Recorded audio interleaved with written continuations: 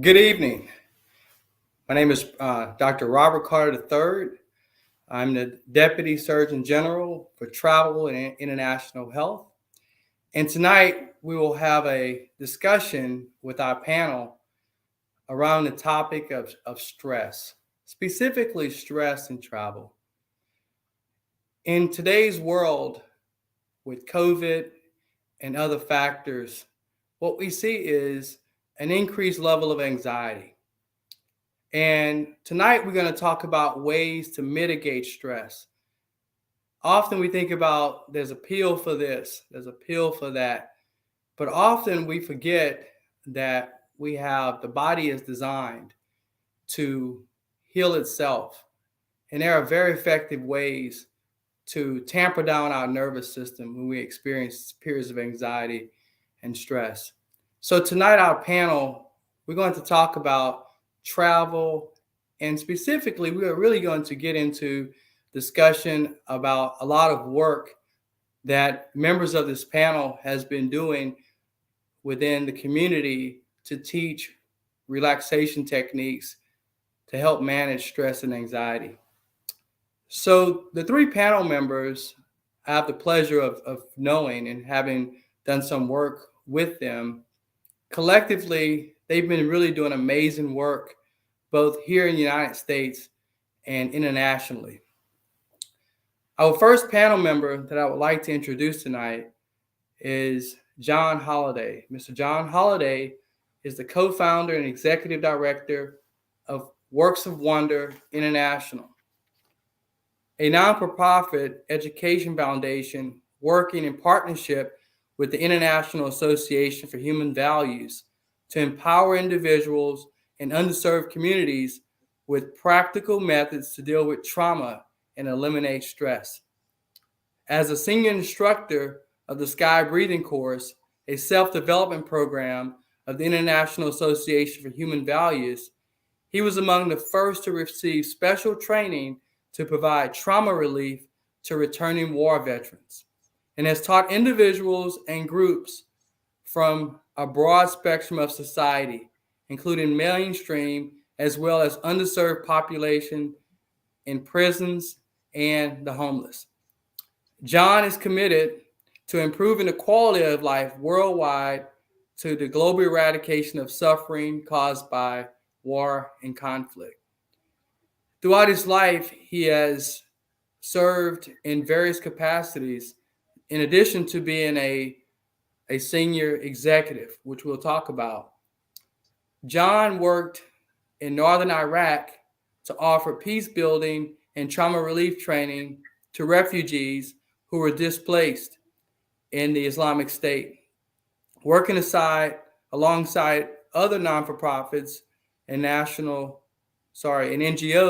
He helped plan and develop the Youth Spring Program, a long-term strategy for implementing youth centers for peace and reconciliation throughout the Kurdistan region. John is an entrepreneur and professional software consultant for more than 30 years. He holds a bachelor's degree in applied mathematics from Harvard College and a JD from the University of Michigan Law School. So we would like to welcome John as an internationally recognized authority on a wide variety of areas, to include records management.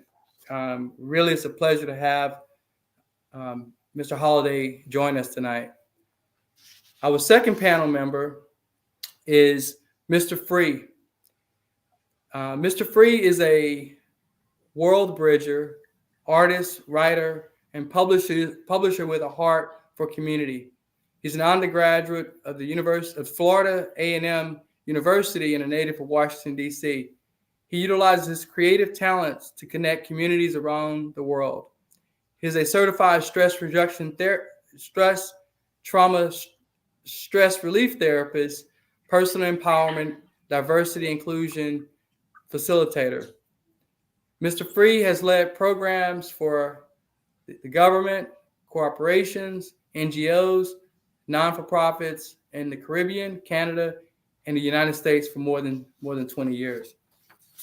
And our third panel member is Brother Chris Steer. Brother Chris serves as an entrepreneur, transformational coach, and public health professional. His target focuses on social emotional learning, breath work, meditation, financial business management, and ownership.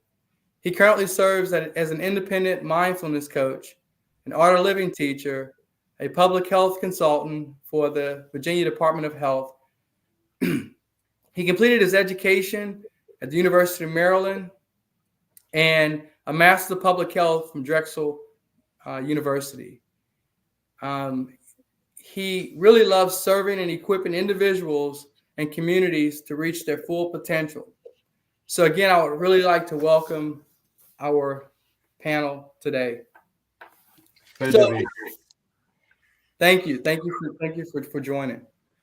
So when we look at executive travel and stress, throughout that process, and if we think about that in the context of COVID, this can really create a lot of emotional upset, physical illness, exacerbate physical illness, create additional sleep issues, decrease performance, and problems while achieving individual and company objectives. While travelers, let it be business people, politicians, students, diplomats, can testify to the problems of being on the road. And often we think about travel, that traveler, as sitting back in a first class seat, arriving fresh. But we know that is not the case. Any of us that have actually traveled, typically you feel a little bit disgusted, a little bit irritated. And so tonight I would really like our panel members to really just talk about, and we'll start off with Mr. Holiday. If you could just describe your experiences and just your overall experiences with international travel and ways over the last 40 years that you have actually dealt with travel from London to the US. And I know we've talked before, sometimes you made a one-day trip to Europe and then maybe continued on to Asia. Just tell us, how you maintain a peace of mind and how do you mitigate the effects of such travel? Thank you for that intro. I've been thinking about this just based on my own experiences. When you think about what happens when we travel, right?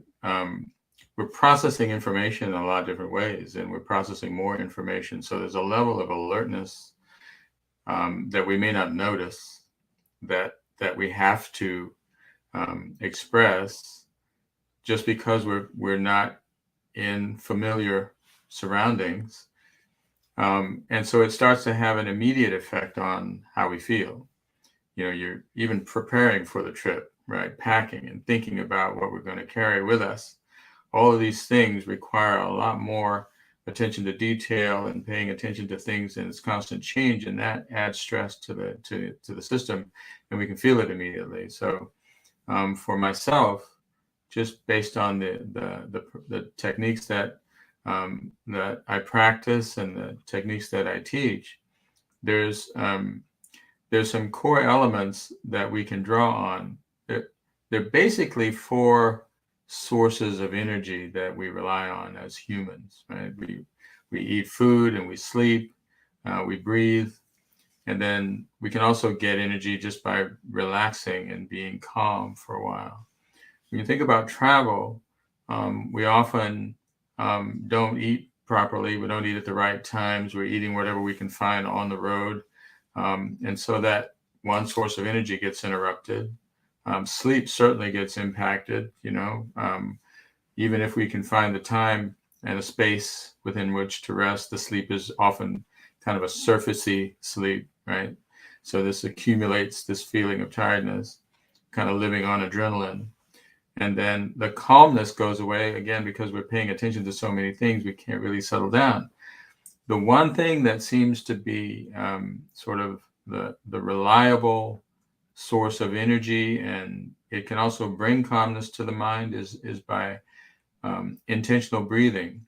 The breath has that one unique aspect. It's autonomic. It happens automatically. We don't have to think about it, but It can also be intentional.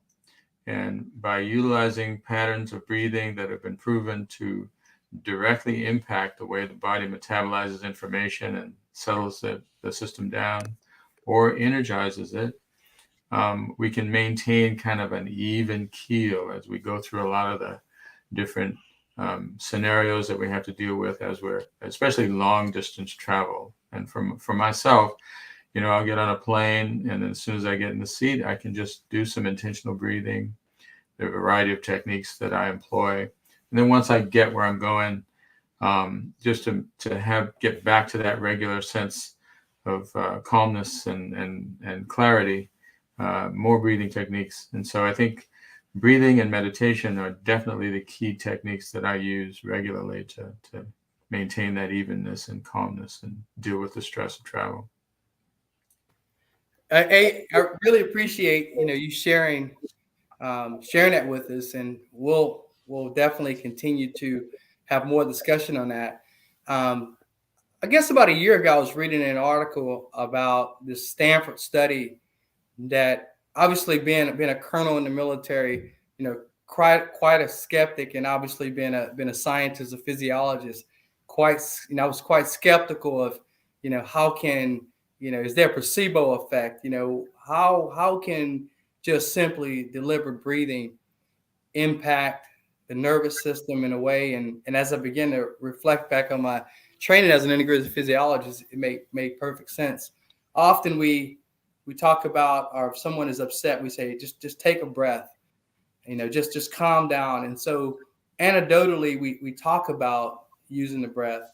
But this study from Stanford among returning combat veterans showed just the most effective way to calm the nervous system and to help reset the nervous system in a way that allowed individuals coming back from war to have more self-awareness, reduce anxiety, was just breathing. So I think that was a really, really amazing study that actually just demonstrated, just how powerful our bodies are, and well tuned to actually help us mitigate stress.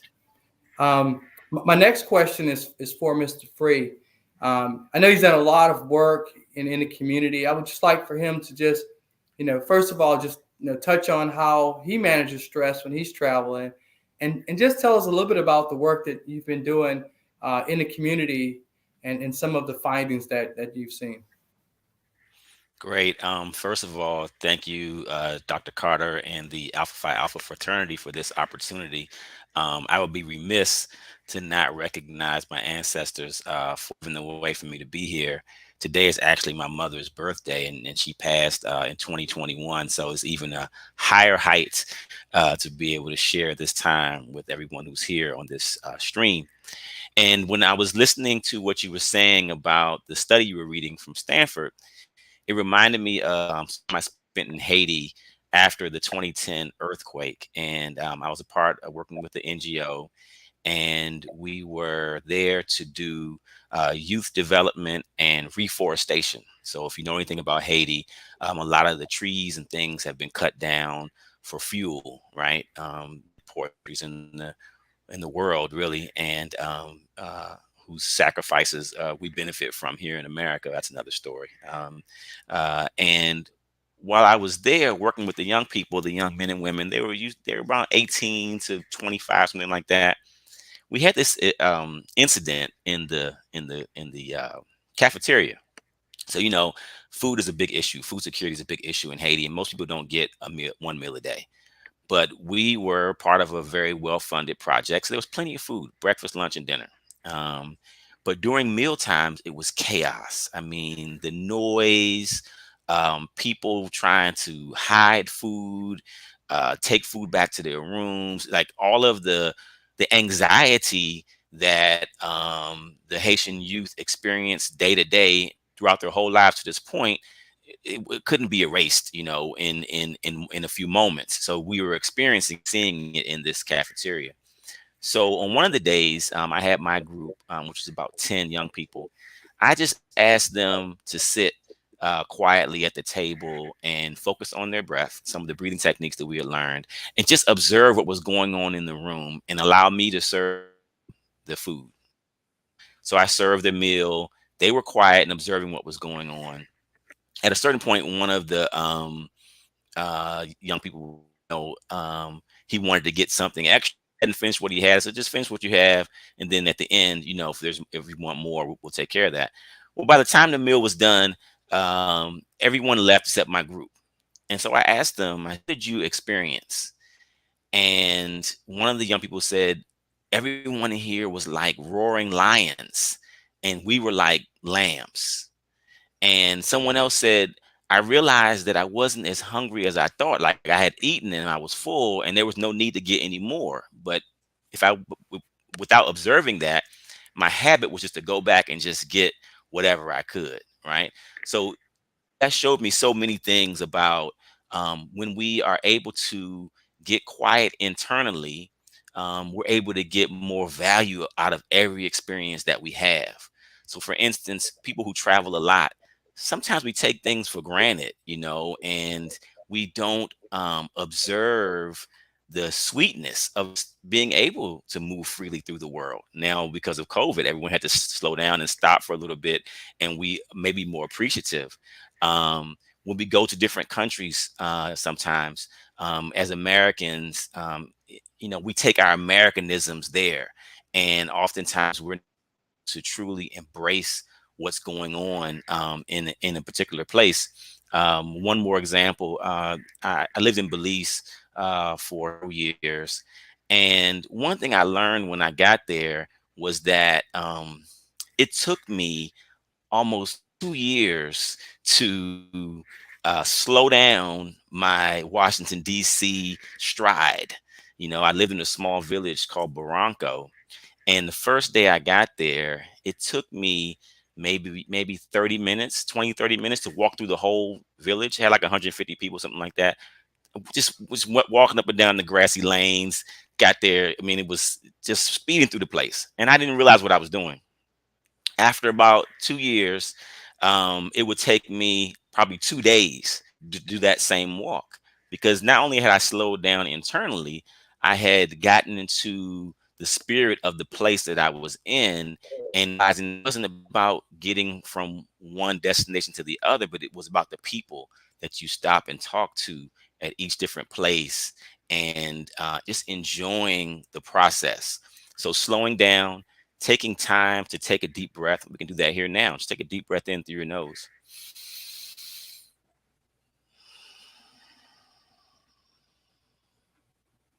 It makes such a difference, to appreciate that. So, I've had a chance to travel quite a few places.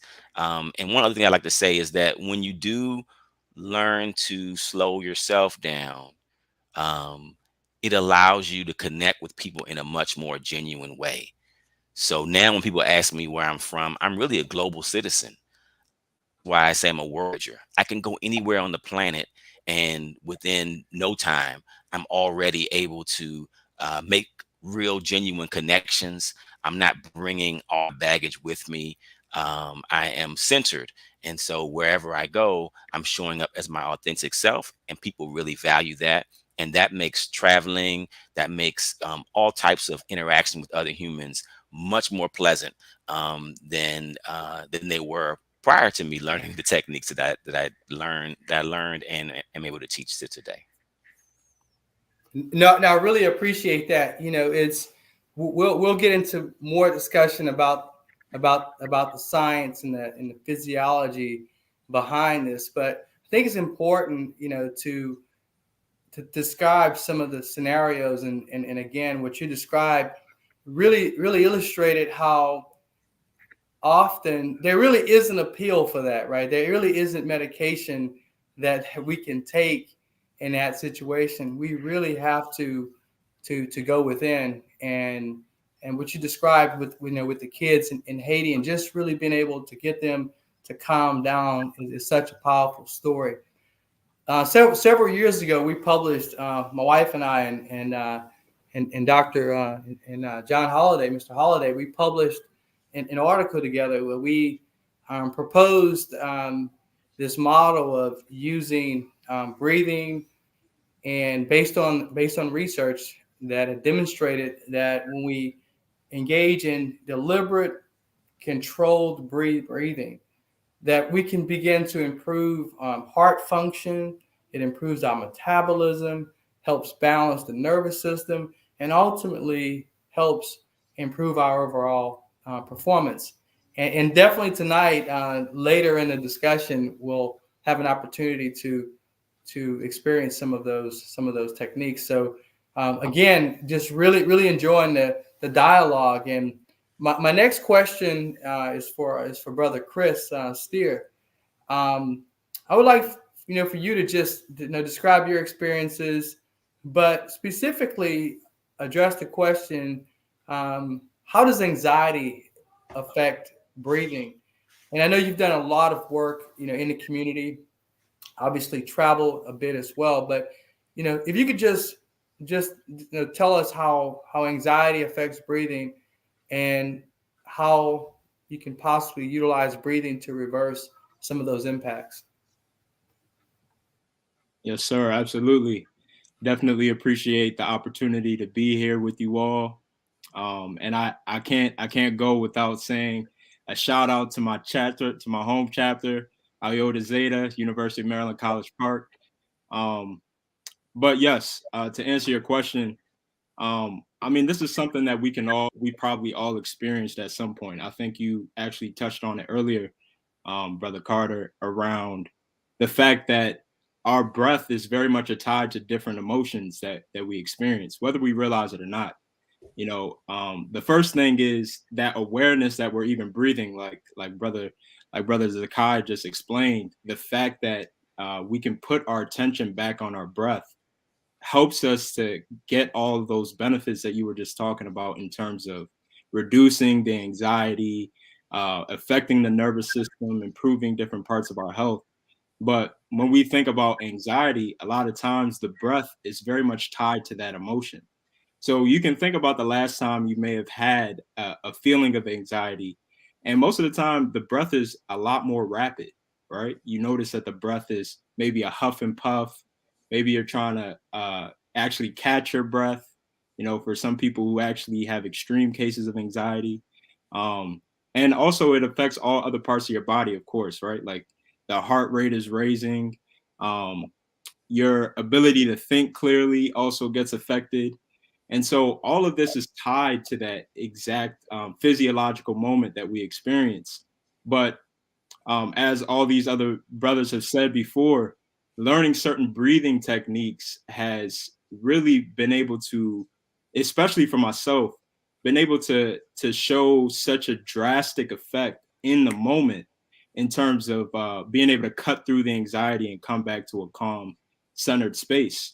And there are certain breathing techniques that possibly I'm not sure if we touch on tonight or at another time, but there are certain breathing techniques that directly affect the vagal tone in the back of the back of your throat, the vagus nerve, that completely reduces the heart rate back to a normal speed, and it's able to regulate the breathing. And honestly, even that simple breathing technique I've seen with a lot of young people, especially when we're talking about young people that are dealing with a lot of emotion. After teaching up in Freeport, Long Island for a little while, teaching down here in DC, teaching these breathing techniques and social emotional learning, you can see that a lot of young people are dealing with these emotions constantly. They're fluctuating. And when you talk about anxiety, that's definitely something that especially high performers end up having when they're about to, take a test, or, it could even happen during travel, like we're discussing here today. And learning these simple breathing techniques and tools has allowed people to have an instantaneous um, response to those emotions that come up. And so it's really about coming back to a calm, peaceful place. And a lot of that is related directly back to the breath. So No, I really appreciate that. that really made me think about, again, some research that we did in the past, specifically what we talk about as our compensatory mechanisms.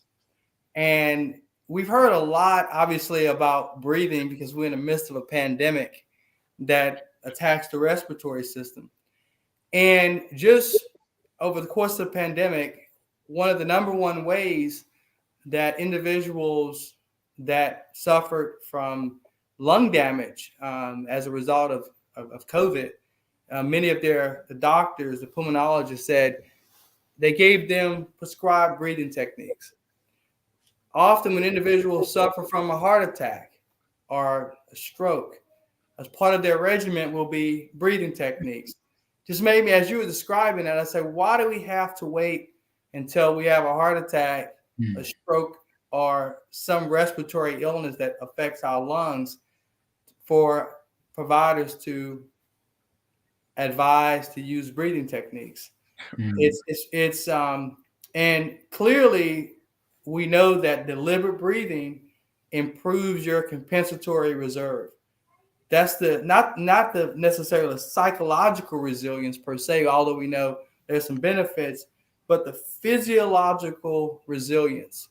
We know how we can't go very long without a breath, and so by taking control of our breathing, we can definitely make a huge difference. So my next question is for John Holiday.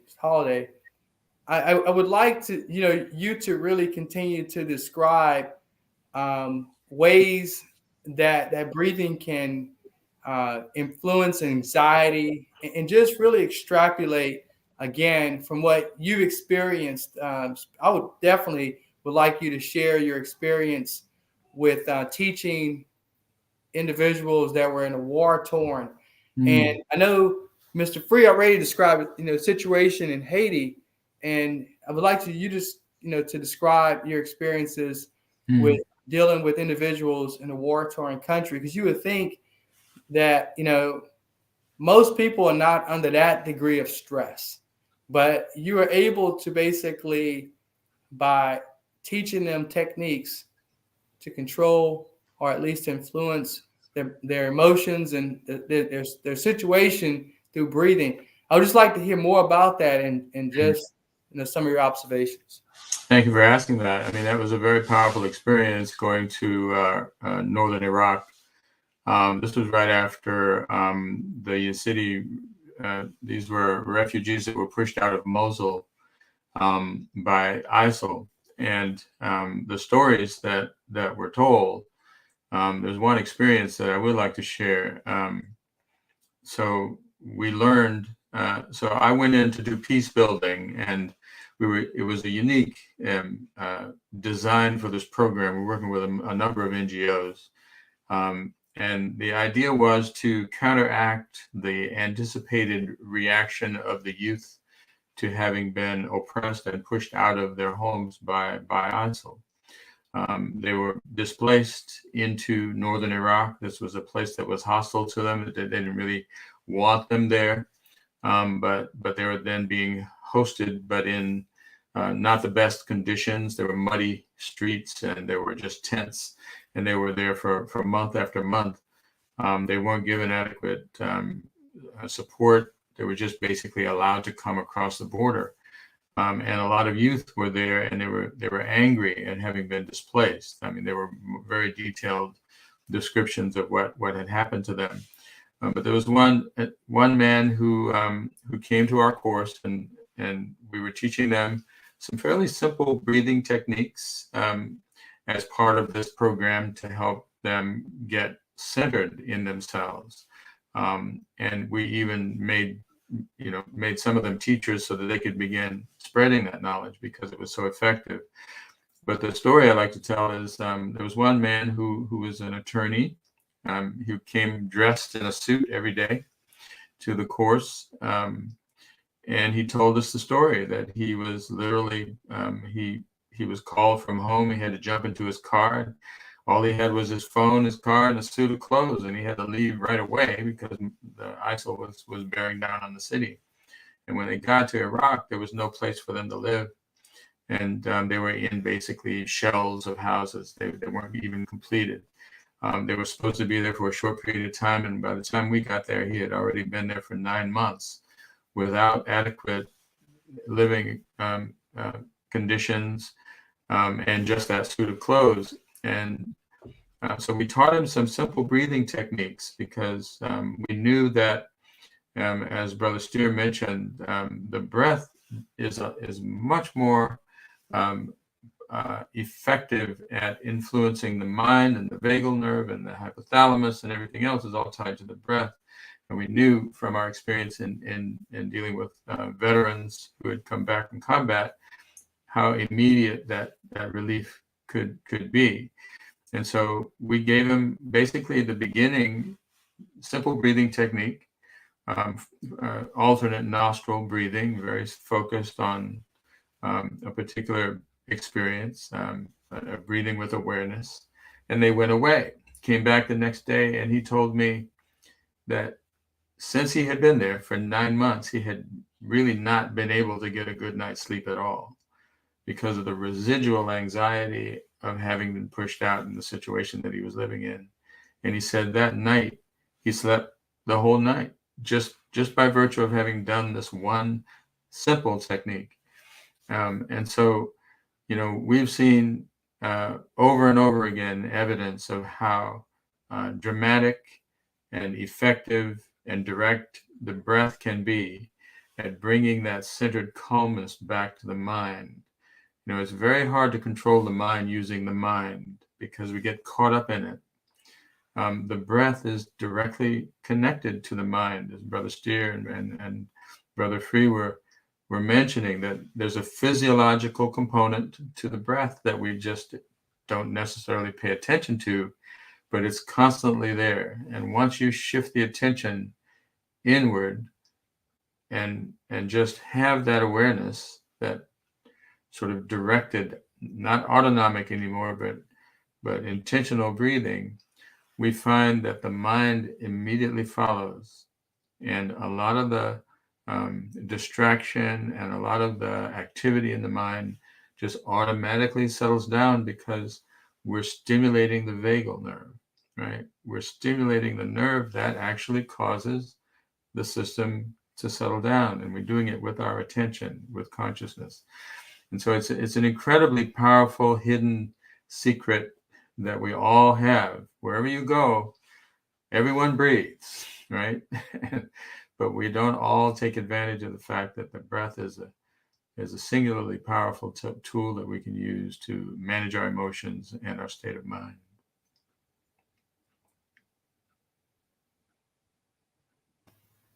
No, really, really appreciate that. And my next question is really for Mr. Free. What Mr. Holiday just described. Is there? It must be some placebo effect. I'm sure there's no physiological or biological, reasoning, behind that. But I would like, just not just joking there, but I would like, Mr. Free to really just, I'm sure when you're out talking with individuals about taking a workshop to breathe, I'm sure you get a wide range of responses. So I would like you to just describe, how is it, that we are able to get people to even consider utilizing breathing, and then also, when can I do these types of breathing techniques? And we will definitely later in the discussion we'll get to experience some of these. I'm really excited to engage in and actually experiencing some of the techniques. I'm sure others that are listening are interested as well. But if you could just elaborate on, just calming the nerves of skeptics, that it can't be that simple. No doubt. Well, in the context of travel, um, we think about how the mind has certain tendencies, right? And one of the tendencies of the mind is to really dwell on the negative. So if I ask people on this stream right now to give me a couple of their most positive travel experiences, I'm sure they could give me some. But if I ask them to give me your most negative travel experiences, I would wait. They would have more detail and more emotion and be fired up and almost relive those experiences when their ticket wasn't accepted, or the flight was overbooked, or the hotel was terrible. It wasn't what they showed on the picture. Um, and the mind has these tendencies. And so the breath being connected to the mind and our emotions is something you can test on your own. So you may be a person, may be a skeptic, but I believe in science as in experimentation. And the beauty of breathing techniques or doing anything that's associated with yoga or wellness with your physical body, there is no side effect, a deadly side effect. Like if I took some experimental medicine, it might hurt me. But if I take a deep breath, there's no injury there. So I always tell someone who's skeptical, just try it. What do you have to lose, right?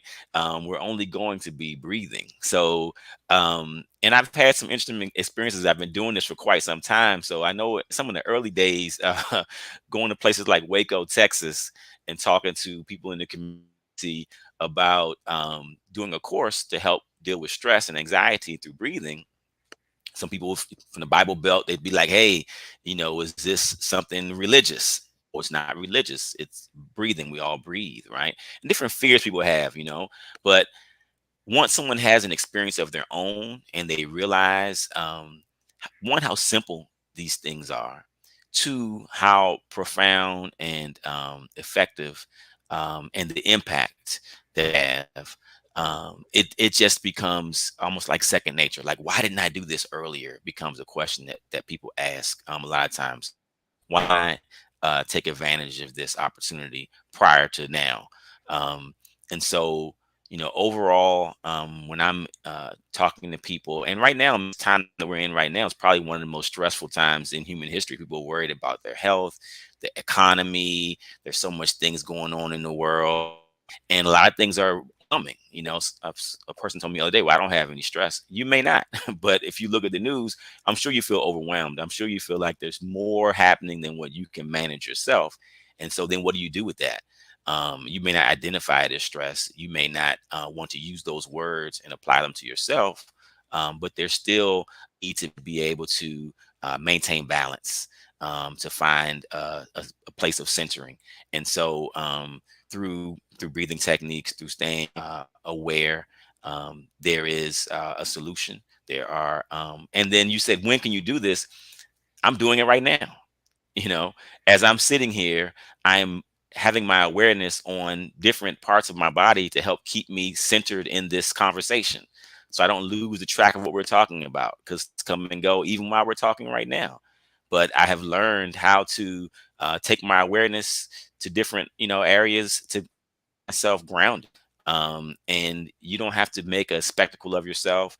There's some very quiet breathing techniques that you can use that are no one would know you're doing it. Sitting in an airport quietly, breathing and relaxing yourself, calming yourself before going into a business meeting. There's some techniques you could do to help to build up your courage. Sometimes you're going to talk to somebody and make a presentation. You don't really feel like you're really prepared, or you may be prepared, but something, just a little anxiety there. Some things you could do to make sure that you present yourself in the best possible way. So there's a wide range of tools that I'm sure we'll be sharing at some point, so that you can learn more about this. And as John was saying, there's a secret. Now the secret's out. Doesn't have to be a secret. You can find out exactly what you need and what you didn't know you needed. And all of us are more than happy to share what we have with anyone who's watching this at this time. Yeah, no, you made me think about I have a 8-year-old daughter, and and when she doesn't get what she wants, she does this, first you puff up and then and then walk off. And so I the other day I didn't get what I wanted either from my boss. So I walked away and I did a couple of those and it's amazing, how it forces you to laugh inside, and it's just amazing how just simple things, again, it's appropriate for an 8-year-old kid to do that in public, but probably not for me, maybe. But, I just found that very, it's like there's so many ways that we can utilize breathing to help get thoughts, from the mind. Because one of the things that we're always doing, we're always thinking. I read somewhere there's, 2,000 thoughts a minute, or maybe 60,000 thoughts, depending on, what you read.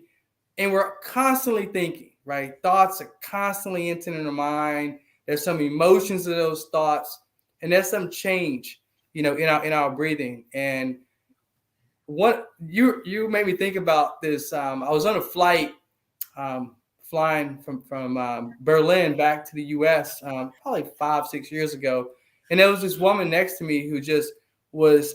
She looked like she was ready to jump out of the plane, and I turned to her and I said, it's probably safer to stay on the plane than to jump out. And so I just basically I said, hey, just try and do a little bit of breathing. She said, I am breathing. I said, you're hyperventilating. Let's just calm down. Just take a breath. And it's amazing, just how just saying that, all of a sudden she just started calming down. And I said, just breathe slowly. And she said, that was really helpful. I said, yeah. So my next question, and then we'll get back to Mr. Holiday. And then we'll have him maybe show a few of these techniques. But my next question really is for Mr. Steer. I like your comments, specifically about kids. We all have kids. I just described. Many people have kids, and just if you want to just describe your experiences again working with the community. I know you've done a lot of work, with within the Black community, also kids as well. If you could just talk about, some of the work just of, working in that community, stress management, and just kind of what you observed.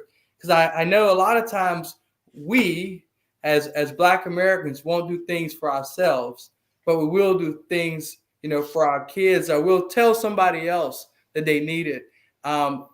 Yesterday, I was looking at this cartoon, and then I'll turn it over to you, that it was this illustration of this woman who had a headache. And she was, the doctor said, how did you get this headache? She said, well, it starts in my husband's back, travels up his spine, and then comes out of his mouth. That's why I have this headache. He needs to go do some breathing, right? So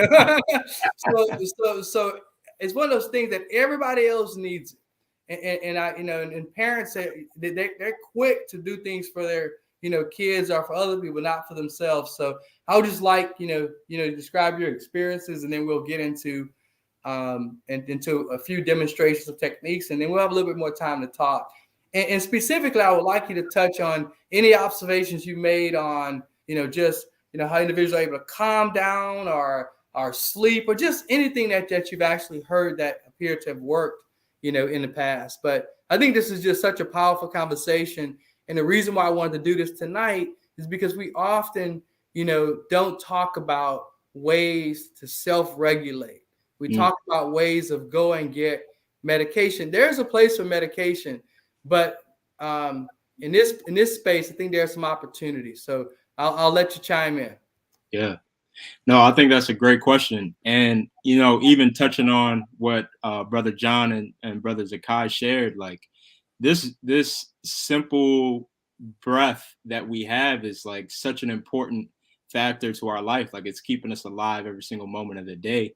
And the beautiful thing about it is when you learn these techniques, it's not something that you're buying and purchasing and, having to go outside of yourself for. You have access to it 24/7, because, you know, thinking about it, if you're not aware of the fact that you're breathing, you know, if you stop breathing for a moment, then, you know, over a period of time you end up dying, right?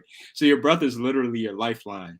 And I think it's, you know, very important. I think you already touched on it, but to be able to take those moments for self-care and to learn these breathing techniques before you get into other situations, because at the end of the day, stress is a part of our lives and all of us are dealing with it. And when we think about even the young people are very much in tune with this. Like, this is not something that's foreign to them. They deal with stress on a different level. They see their parents dealing with stress, and especially when you ask young people how they see adults dealing with stress, they give you all kinds of techniques that adults are using to deal with stress, and some of them are positive, some of them are negative. And typically we ask, like, okay, especially when we're in rooms with young people, is where did the adults in your life learn how to deal with stress? And they say from the adults in their life. So it's this cycle that's being passed on, and of how to deal with stress, and whether it's negative or positive, we're passing that on to the youth, right? And so to learn to take that moment and to take time to say, you know what, let me learn something for myself so that I can pass it on to my children. That's I think that's the real generational wealth, right? Generational wealth is always in that knowledge.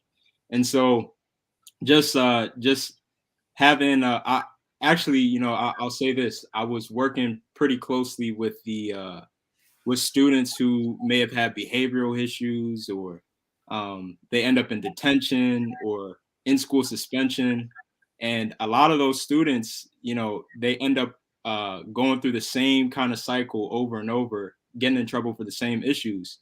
And a lot of it has to do with like them blowing up in a moment, being angry, not first off, not even being aware that they can be in control of their emotions, right? Just the simple awareness that they're giving away their control and allowing other people to push their buttons is a whole awareness for them that helps them to see, like, okay, first off, I can be in control of my emotions, and I don't need to give it away so freely.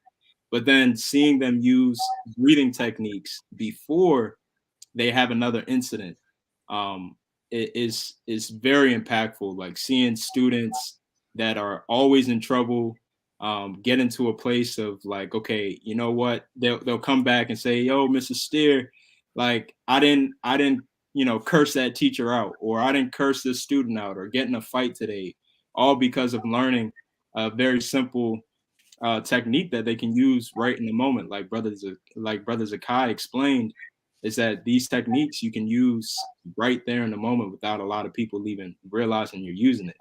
And so I think that that culmination of the awareness, because that's what takes you back to the present moment, along with the physiological tool of using the breath, just makes a perfect combination to move everything forward and to allow people to move in their best versions of themselves.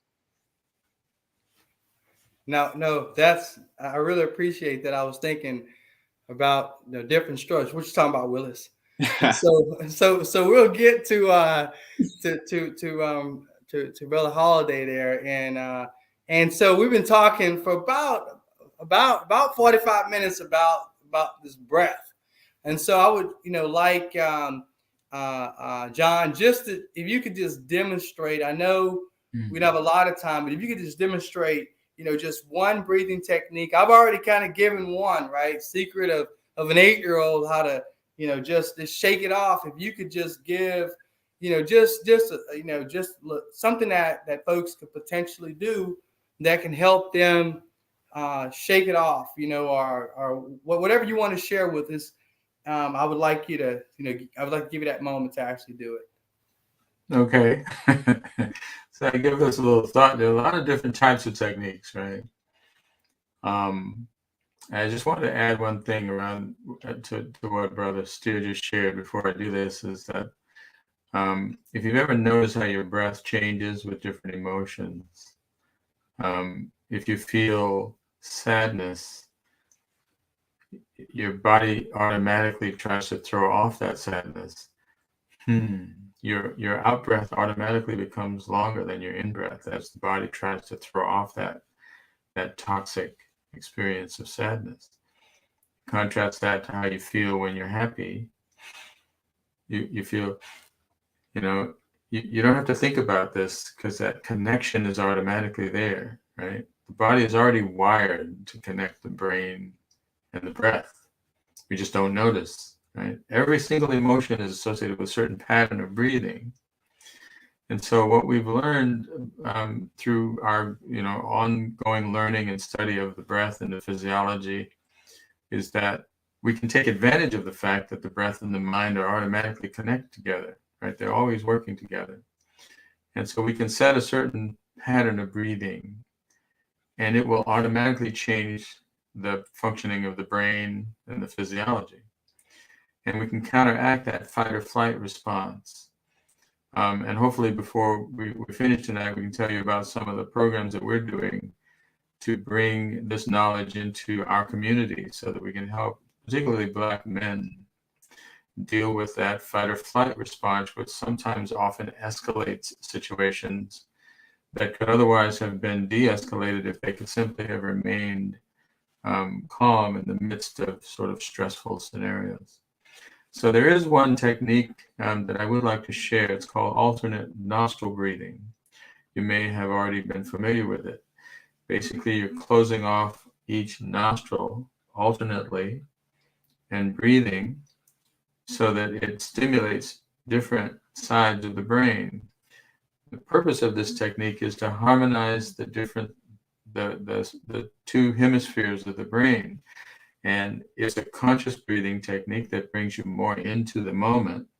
It's very easy to do. You start with your thumb on your right nostril and breathe out through the left. Then breathe in through the left, and then place these other fingers. I use either one or two of them. Sometimes it's easier to put the two fingers right on your forehead to rest the hand there, and you use your ring finger to close the other nostril off as you breathe out and breathe in. And you continue like that, alternating from one side to the other.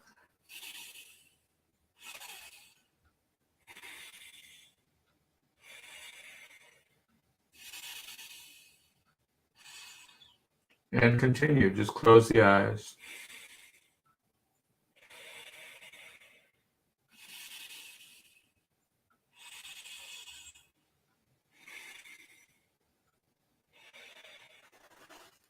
And you can continue doing this for 3, 4, or 5 minutes.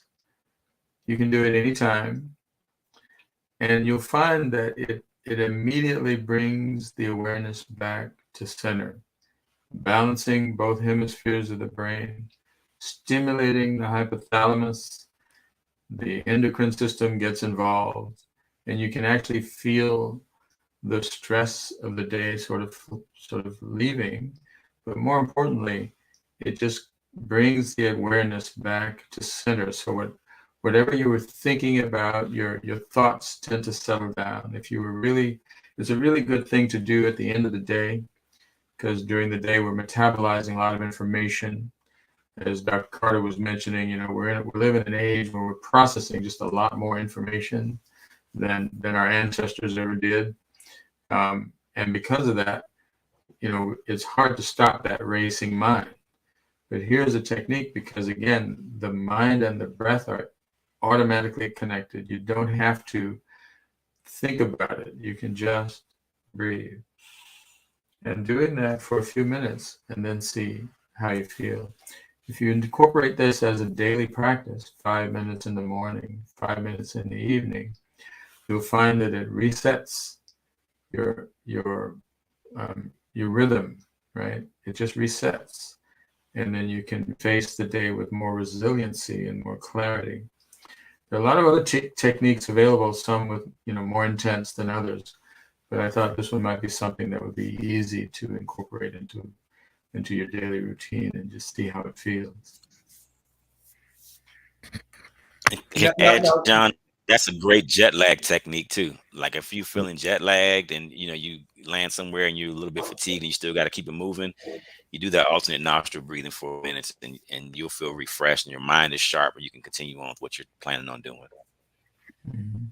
Yeah, no, it's that's one I actually do quite a bit, and then I want John to basically share with us where folks can actually learn more about this. And again, I've published several articles on these type of techniques.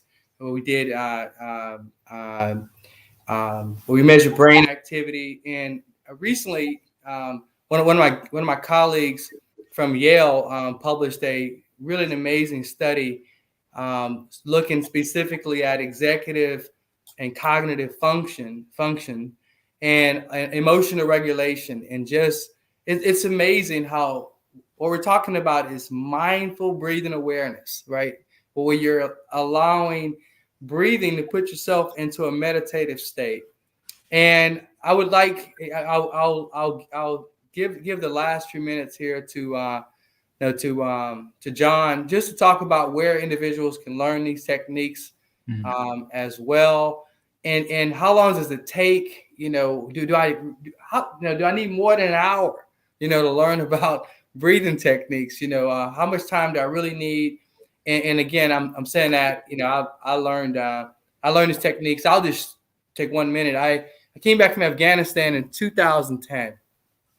Met now my wife, but I met her. I was visiting my advisor, my PhD advisor in Dallas Fort Worth, and I was headed back on an assignment in Germany, and she said, "This guy seems like a wreck. He's all over the place. Obviously, spending almost a year in combat, you regardless of what role you're playing, you come back hypervigilant, anxiety, and some degree of post-traumatic stress. And being an officer, I was like, I'm zero interested in taking medication. It's going to ruin my security clearance, and it's going to really limit my potential. So I was really looking for ways, and as a result, I developed basically some chronic GI issues, and other things that was not playing out in my life. And so about a year later, I came to the States. And she told me, hey, there's this workshop called Project Welcome Home Troops.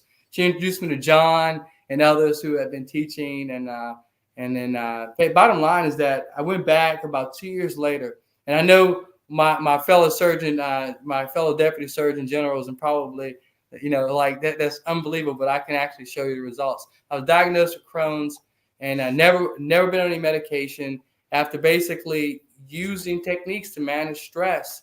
Although I didn't have a severe case of Crohn's, I'm going to tell you it wasn't severe, but other things were going on, and really changing diet, breathing, learning these techniques I've been practicing now for about 10 years.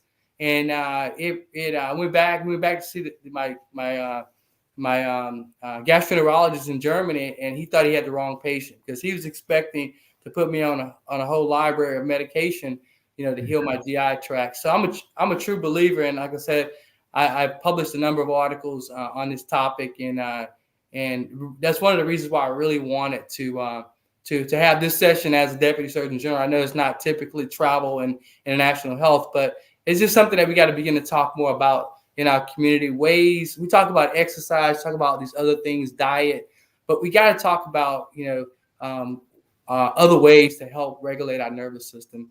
And so I want to turn it over to John, who offers these techniques to members of the community, and just to share with folks where they can find more information, about the work that you do. And many of us, all four of us, support those efforts. And COVID, one beautiful thing about COVID is allowed now for those workshops to take place virtually. So just want to give you a few minutes to share where folks can find out more about the workshops and ask any questions. Thank you.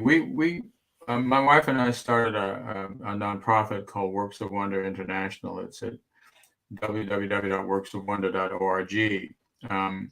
And there you can find links to register for weekend courses that we offer. The course takes about 3 days. It's not full days. It's a few hours each day, maybe 3 hours each day. And we offer a set of specific breathing techniques that have been designed to, bring that awareness and to really, it's something that you can incorporate into your own daily routine. And so it's very easy to learn. And we also offer some instruction as to how you should do it at home and how you can benefit from it. It's a very powerful program. And then we do follow-ups. The course is for whatever donation you wish to give. We're a nonprofit, so it's not a profit-oriented endeavor. On the 18th, just to call out, we're doing a special version of this course that's designed specifically for men of color. With the stress levels and the situations in the United States that we've seen over the past few years, especially this notion of stress and how it impedes our ability to be resilient and our ability to be at our peak productivity. We find that the breath is really an essential tool for us to have as one of our ways of dealing with not just the stress of everyday living that everyone else is experiencing, but the unique stressful situations that Black men face in the United States. And so we have that program. We have other more advanced programs. So you're welcome to come and visit our website. All the courses are taught via Zoom. And it's a very supportive environment, and we maintain that support after the course so that you can learn how to really incorporate these techniques into your daily lives and get the benefit. John, I really appreciate that, and I wanted to really give you a moment to share that.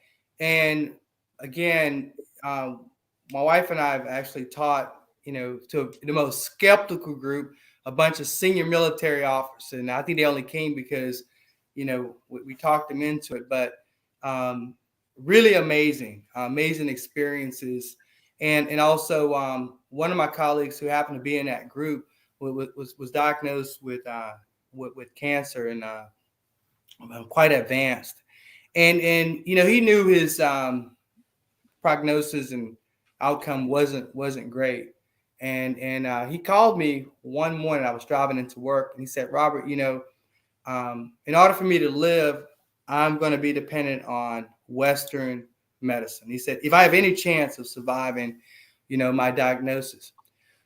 But he said, I was incredibly skeptic. He was incredibly skeptic. He said, "I only came to that workshop because of you and your wife. I know you guys." But he said, that was, he said, whatever time I have left with my family, that breathing is going to allow me to maximally enjoy that time and to have peace of mind. And because he said, very type A person, he said, I didn't really have a way of managing stress. And just the thought of me not being with my family for the next several years induced a lot of anxiety and stress. And he said he had just received some latest blood results, and it wasn't looking good. And so he's still around. He's been able to with combination of not being worried about it, he's able to get more. Whatever time he has left with his family, he's able to get that. And he's relying on medicine. A lot of my fellow deputy surgeon generals take care of folks every day with various illnesses. And so this is what we talked about tonight, is not to replace medicine, but it's to complement, because we know that as a growing, you Google meditation or research or stress management, growing amount of literature. I've contributed to that literature, and it's a huge skeptic as a scientist. But what I realize is that we only got so much time, and the bottom line is anything we can do to get more out of every moment that we have in life is going to add value.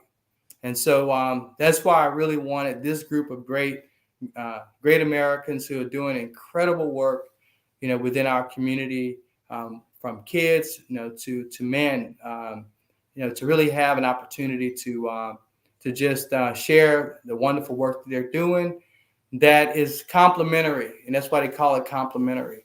It can complement whatever else you're doing. But bottom line is having tools. Many of the tools we had as kids that somehow we've lost, as I described earlier in the segment that my daughter, said, "Hey, I want what I want, but and just how that's kids, as young kids, we're equipped with ways to manage our emotions, and if we see someone stressed, we said just take a breath, and so we know it works, and there's a lot of science behind it. It's a physiological response. Been a cardiovascular physiologist, I can tell you, I was hugely skeptic, but there's definitely more than a placebo effect. I would like to stop there and just give each one of our panel members just 10 seconds to actually say one final word. So I'll turn it over to Brother Free. If you want to just say one final thing, leave the group with one thing. The breath is life. Thank you. Okay, brother Chris, what would you like to leave the group with? Yes, I'd love to just add the fact that those courses that Brother John Holiday was talking about, they also very much deal with how to manage the mind, right? All these tools and techniques. The breath is just one part to be able to manage the mind effectively and save the mind from all of the unnecessary things that we go through. So, thank you. And I would like to turn it over to our Surgeon General, Dr. Sterling, for final remarks. Well, good evening. I have to compliment all of you, and I'm going to take issue with some of what I heard, but not in the way in which you usually would say such a thing. I think the comments that you made were just wonderfully understated. I don't think that anyone needs to apologize for introducing the concept of mindfulness into our everyday being. As a matter of fact, I would suggest that there should be a primacy to being closer in touch with yourself. The mind-body health connection is a very real thing, and we should promote engaging the connections at every opportunity. So I just want to thank this wonderful panel for the way in which you approached it, and I think the audience would do very well to actually engage in these maneuvers and to proceed accordingly. I think it was a fantastic presentation. Additionally, I'm going to take this a step further in the next minute or two and just point out to you that I am going to assume that we are in front of an audience of very high-performing, highly educated, and successful individuals. I will actually tell you that as someone trained in psychology and an emergency physician by training, that simply accommodating stress is not the only way to approach this conversation. As a matter of fact, in an upcoming session somewhere down the road, we actually will talk about the flip side of learning how to meditate and to relax yourselves. I actually will tell you that there are individuals such as emergency physicians, such as police officers, people who jump out of planes, soldiers, etc., who actually learn how to ride the wave, how to navigate shark-infested waters, and I'll speak for myself on this part, who actually prefer riding the crest of the stress performance curve.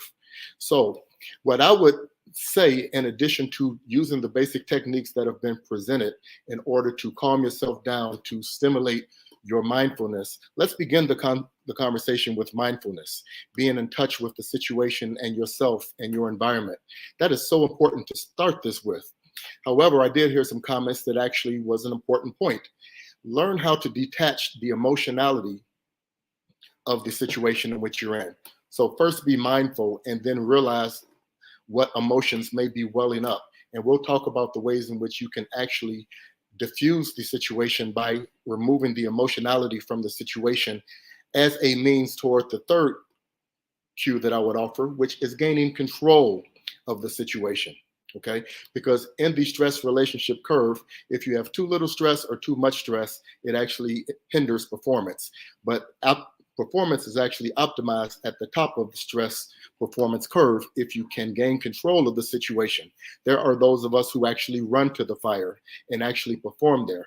Personally, I'm a very, I say I'm so laid back, I'm horizontal, but I'm also an individual that loves to perform with a sufficient amount of stress such that it stimulates my optimal performance. Keep this in mind as I close. When you are in the situation of mindfulness, removing emotions, and in control, the way to deal with these things is one of two ways. You can either adapt and accommodate the level of stress that seeks to consume you, or you can evolve such that you can bend the universe and master your environment. And when we do this again, we'll be talking about mechanisms and maneuvers that you can use that will actually allow you to use stress to gain control of your environment.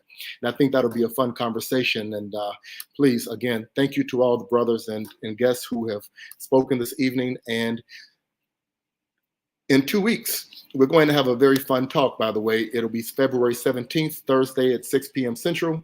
And the topic will be love, relationships, and mental health. Yes, we're coming off of Valentine's Day, and it may be too late for some, but it'll be just on time for others. So on behalf of our General President, Brother Willis Lonzo III, and all of our brothers at Alpha Phi Alpha Fraternity Incorporated, Dr. Jeffrey Sterling, Surgeon General, thanking you for joining us this evening. Good night.